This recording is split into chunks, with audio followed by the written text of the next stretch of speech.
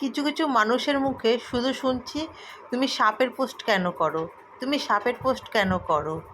আর আমার ভালো লাগে সাপের পোস্ট করতে। আমি মা মনসাকে খুব ভালোবাসি, তাই সাপকেও ভালোবাসি। মা মনসাকে যদি আমি ভালোবাসি, আমি সাপকে ভালোবাসবো না? এটা কি কখনো হতে পারে? আমি সাপকে সবসময়ের জন্য ভালোবাসি। মনে হয় ওরা আমার সাথে সবসময় থাকে, তাই আমি ওদের দিয়ে পোস্ট করি।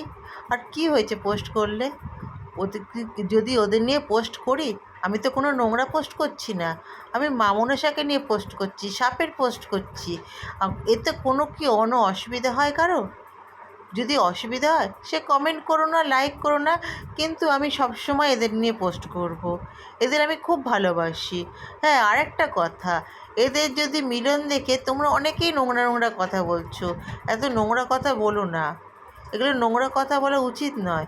কেন তোমরা এদের নিয়ে নোংরা কথা বলো? হ্যাঁ, এদের নিয়ে নোংরা কথা বলা কি খুবই উচিত, খুবই দরকার? এদের মিলন দেখে তোমরা অনেকেই নোংরা নোংরা কথা বলছো। এগুলো করো না, এগুলো করা একদমই উচিত না। একটু ভালোভাবে কমেন্ট করো, আর যদি কমেন্ট লাইক নাই করো, করো না। আমি কাউকে বলিনি যে বলবো জয় মা মনসা।